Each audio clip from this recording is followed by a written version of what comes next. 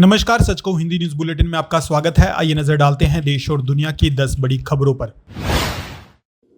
Brazil के दक्षिणी हिस्सों में भारी बरसात, बाढ़ के कारण हालात हुए बेकाबू। स्टेट डिफेंस एजेंसी के मुताबिक बाढ़ के कारण अब तक 58 लोगों की हो चुकी मौत, वहीं 74 से ज्यादा लोग घायल। बाढ़ के कारण करीब 70,000 से ज्यादा लोग छोड़ चुके अपना मकान। इसके अलावा 67 लोगों के लापता होने का समाचार भी आ रहा सामने।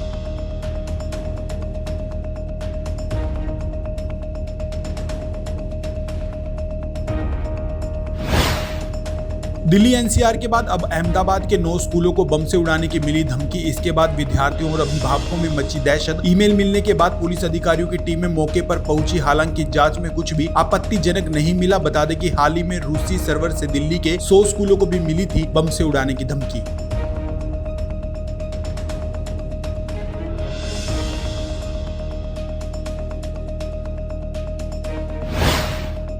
देश की कई यूनिवर्सिटीज के लगभग 200 कुलपतियों और प्रोफेसरों ने राहुल गांधी को लिखा पत्र, जिसमें प्रोफेसरों और कुलपतियों के सिलेक्शन प्रोसेस पर सवाल उठाने की आलोचना की गई। साथ ही राहुल गांधी के लगाए गए आरोपों को भी बताया गया निराधार। इस लेटर में यह भी लिखा गया है कि राहुल गांधी ने राजनीतिक लाभ उठाने के लिए झूठ का सहारा लिया और पूरे सिस्टम को बदनाम करने की कोशिश।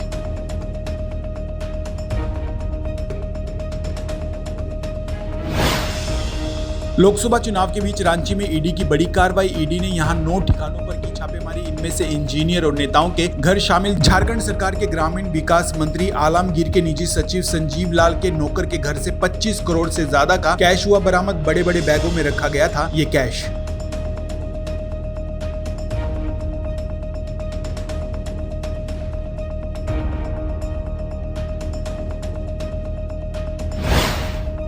दिल्ली पुलिस की क्राइम ब्रांच ने करावल नगर में 2 ऐसी फैक्ट्रियों का भांडाफोड़ किया जहां पर तैयार किए जा रहे थे मिलावटी मसाले। इन मिलावटी मसालों पर असली कंपनियों के ब्रांड का ठप्पा लगाकर लोगों की सेहत से किया जा रहा था खिलवाड़। बता दें कि पुलिस ने 15 टन मिलावटी मसाले और कच्चा माल इन फैक्ट्रियों से किया बरामद। वहीं इस मामले में 3 लोगों को भी किया जा चुका गिरफ्तार।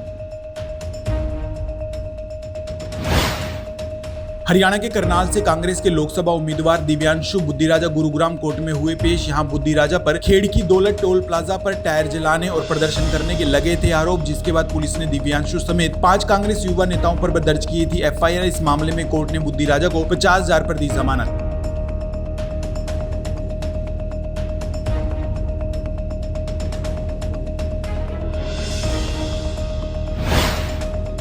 हरियाणा के सीएम नायब सैनी और पूर्व सीएम मनोहर लाल खट्टर ने दाखिल किया नामांकन। इसके बाद दोनों ने जनसभा को किया संबोधित। इसके बाद बीजेपी के समर्थन में निकाला गया रोड शो। बता दें कि सीएम सैनी करनाल विधानसभा सीट से उपचुनाव लड़ रहे हैं, जबकि पूर्व सीएम करनाल लोकसभा सीट से भाजपा उम्मीदवार है। करनाल लोकसभा के लिए अब तक 7 कैंडिडेट कर चुके अपना नामांकन दर्ज।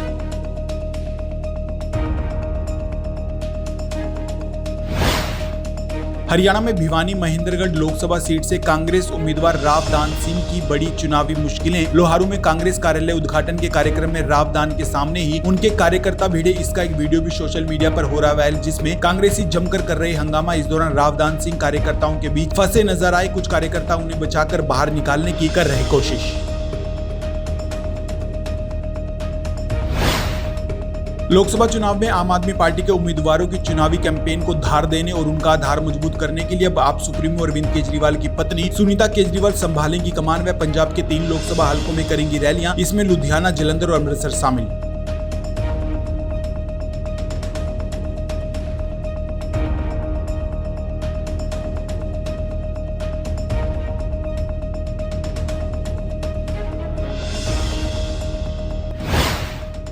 पंजाब के फाजिल्का में ग्रामीणों ने फाजिल्का अबोर हाईवे पर लगाया जाम। इस अवसर पर ग्रामीणों ने कहा कि उनके गांव में सीवरेज के ओवरफ्लो के कारण लोगों को झेलनी पड़ रही परेशानी। ग्रामीणों का कहना है कि इस सीवरेज के गंदे पानी की वजह से उनके बच्चे हो रहे बीमार। वहीं सूचना मिलते ही मौके पर प्रशासनिक अधिकारियों ने पहुंचकर ग्रामीणों की समस्या के समाधान का दिया आश्वासन।